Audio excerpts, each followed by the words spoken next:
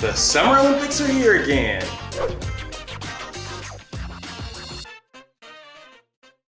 Looking down in high definition over Ipanema, Copacabana, and the panoramic shots of the Christ Redeemer statue, I almost forget that the Olympics are rife with problems. The virtue and nobility of these Rio Games are set against a backdrop of massive social, economical, environmental, and criminal problems intertwined with corruption, unpaid police on strike, a government-sponsored doping program, and housing issues both for the athletes participating and, more importantly, for the locals. My kind of games. Here are my top 4 takeaways from the first week of the Summer Olympics. Thankfully, the Olympics opening ceremony opened my eyes to the necessity of conservation, the dangers of exploiting the environment, and the need to repopulate the rainforest. All good and true, but this from a country whose water is consistent with raw sewage. Bro, they had a rower collide with a floating couch during competition in the Olympics. I mean, the audacity of these people to lecture us on the future of the global environment when they have athletes competing in straight up doo-doo water. I swear. The Rio Olympic bid promised to improve the condition of the water, and it actually got worse.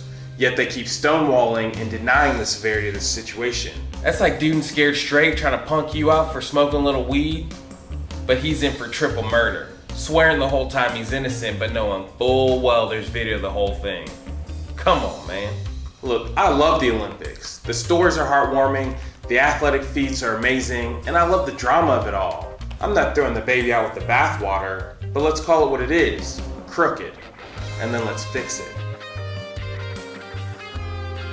Simone Biles and Simone Manuel burst onto the scene in these Olympic Games, putting down that gold for the US. And if you don't know by now, they're both black. Of course, black women winning golds for the US is nothing new, but it is relatively new in gymnastics and unprecedented in swimming. But don't leave here thinking that the Simones kicked open the door for a wave of black people to take the pool and the uneven bars by storm.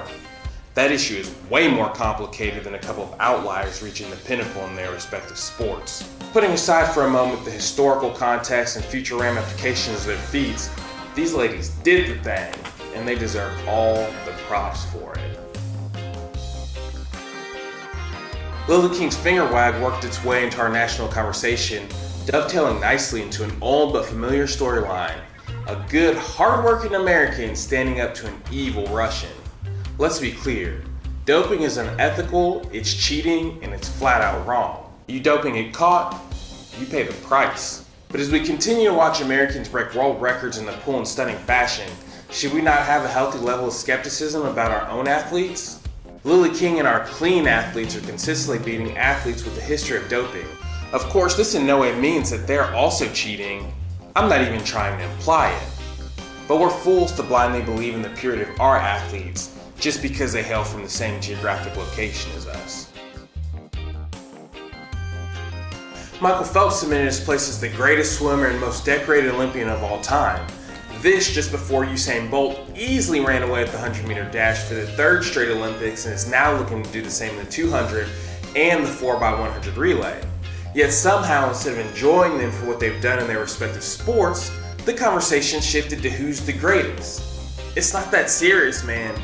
It's just sports. Well, you may be wondering, why did Daniel come up in the studio in a Japanese geisha outfit with the stogie in his mouth finna make it rain? Because we're just talking about sports, and it's not that serious.